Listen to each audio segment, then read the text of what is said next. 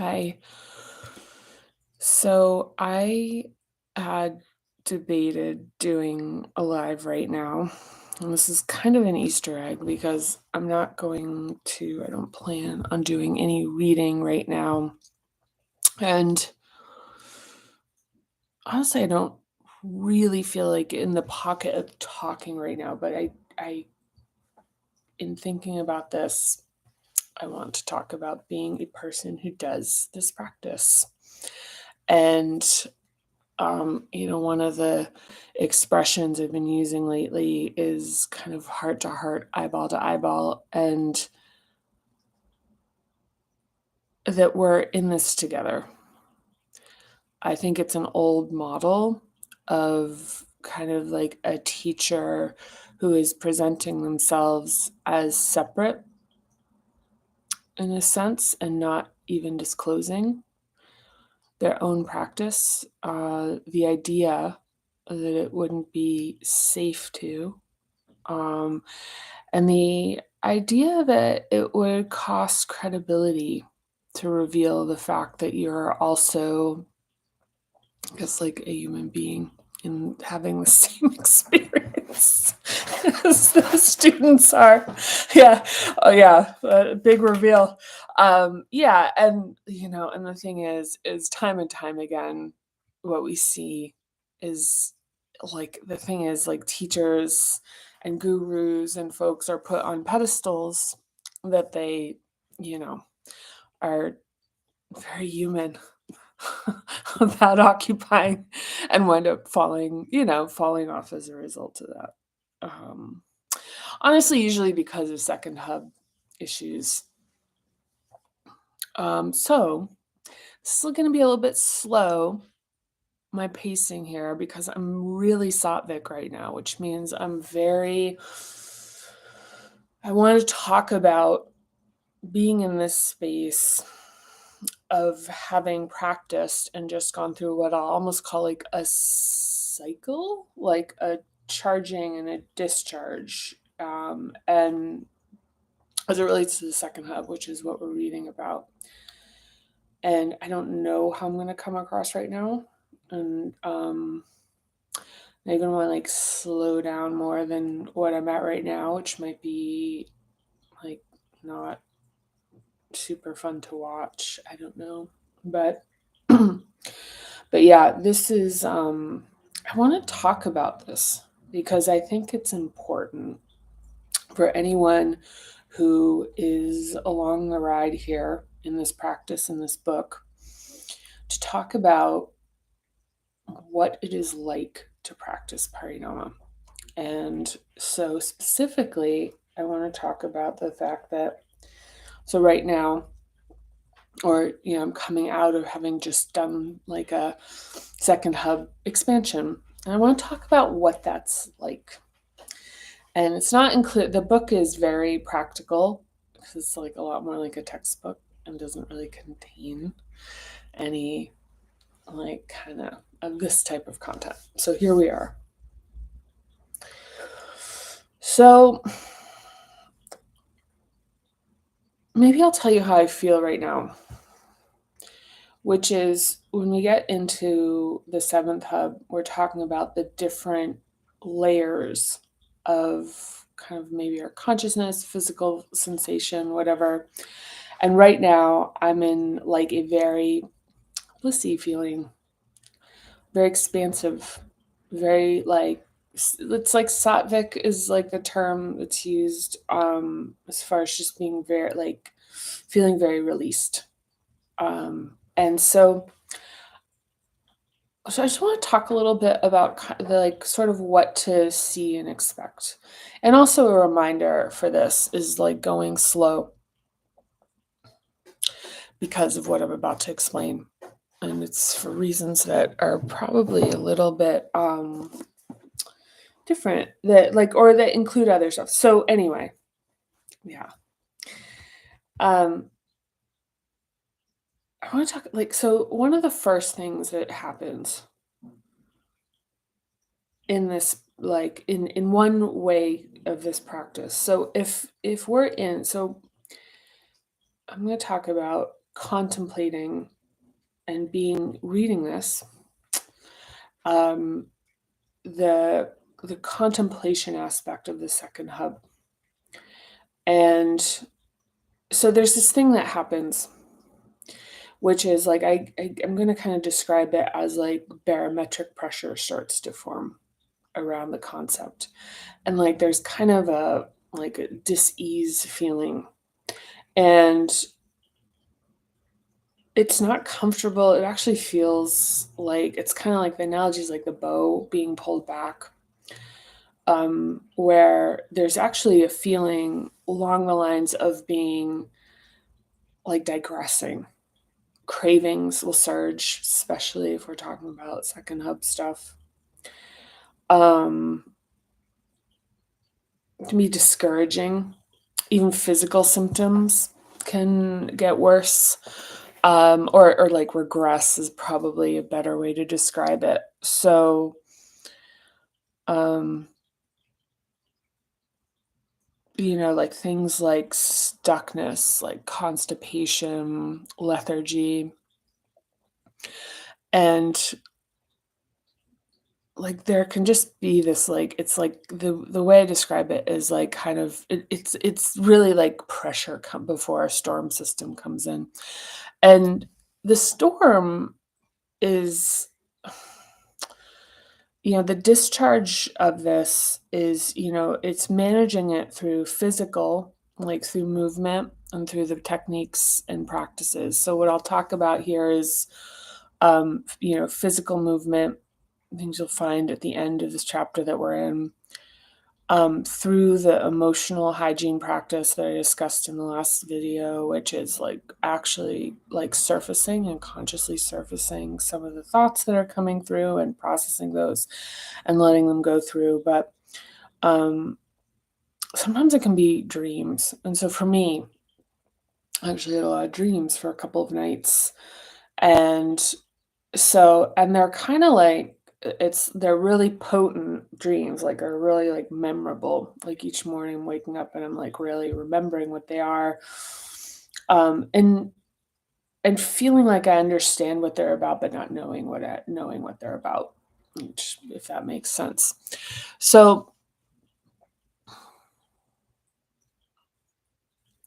yeah. And that's kind of the like, and I like my read on that is it's the surfacing of like held subconsciousness, because like one of them, I'll give an example here.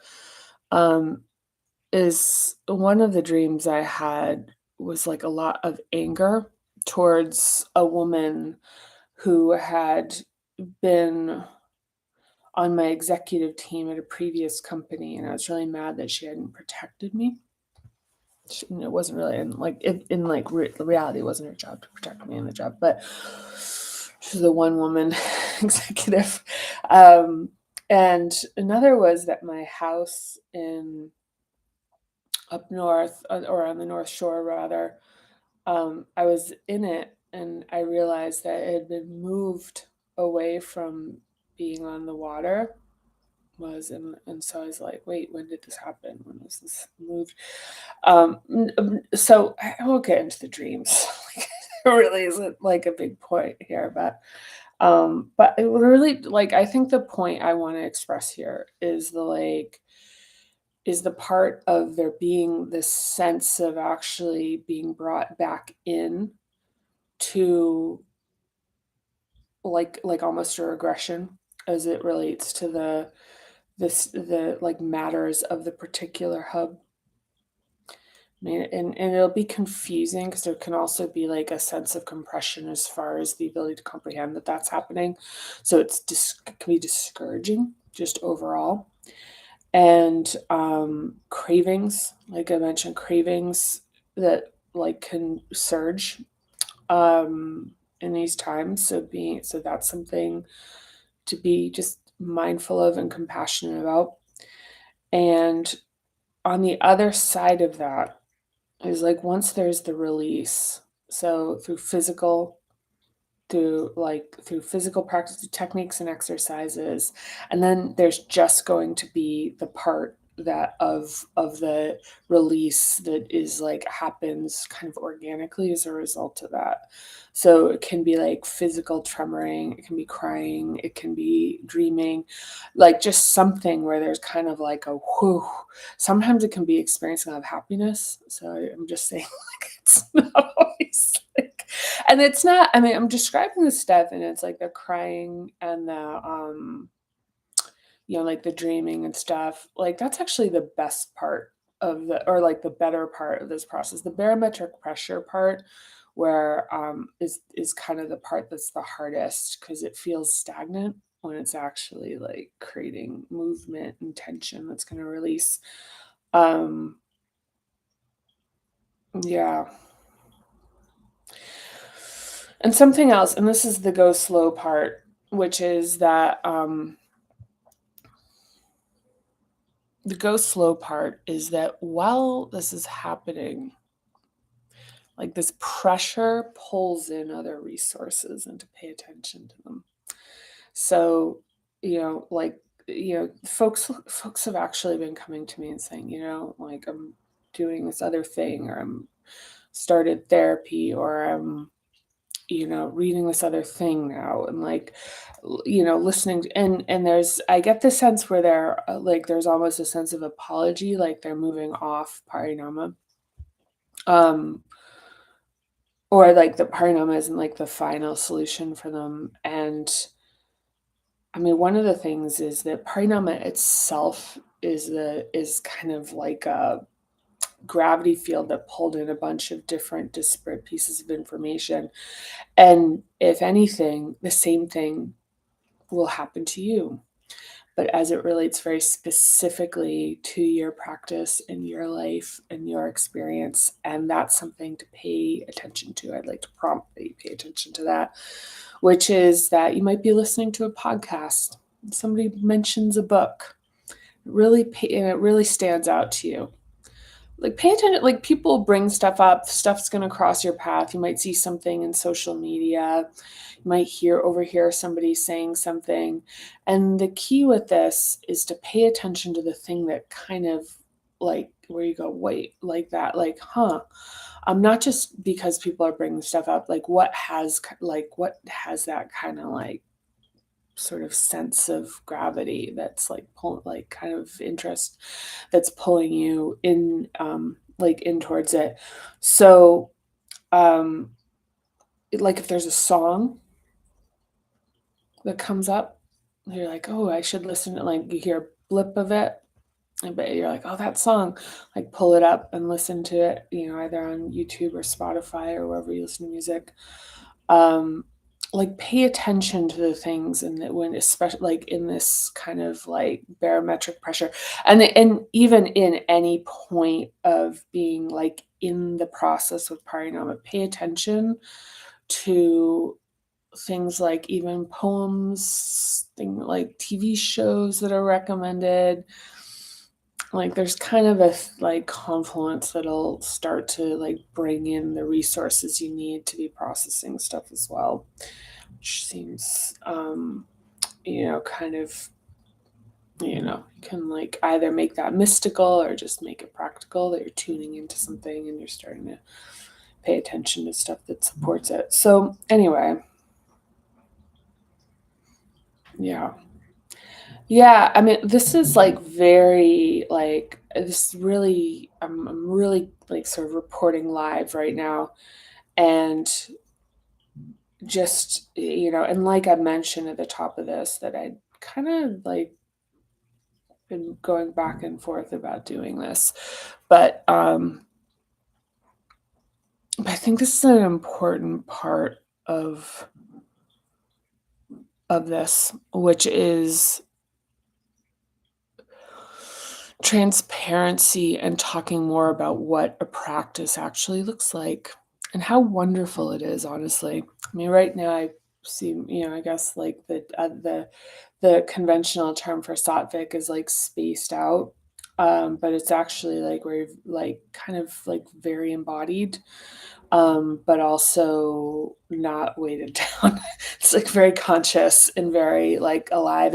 And the feeling I have right now is like literally one of just like release, like and there's something that's been released that's beyond beneath my conscious capability of understanding right now. So I can just like feel it, can feel it physically. It's like a blissy feeling. Like it'll integrate. I won't maintain this, like it'll integrate. And so this is like mentioned, in the book, I think it's in chapter 2, which is like there's an expansion and then there's a recoil. So kind of like sometimes just sort of like a little bit of a snap back, and then there's like a integration. So I'm in the expansion part of this, which seems like might not seem like a great deal, but yeah, no, I just think it's really important to be transparent about it, and also to talk about the fact that this is something that I practice and we're practicing together. So thank you if you've gotten this far. And I'm going to continue reading, probably starting up tomorrow or the day after. We're in the second hub chapter 6. And if you have any questions or if you want to reach out, please don't hesitate. I'm really open to answering any questions for folks who really want the book. And it's, it's a textbook. It's big. Yeah. But feel really called to it, and maybe it's a little outside the budget or whatever right now, please reach out to me. Yeah, this is calling too. It's important to me that it lands with you. So anyhow, yeah, this is a day in my life. So again, thank you. I really do appreciate all the interactions with these videos. This one is a little off the standard beaten path of doing the readings. Let's see. But yeah, I really appreciate you. And I really appreciate you coming along. So looking forward to the next time, and see you then. There. Bye.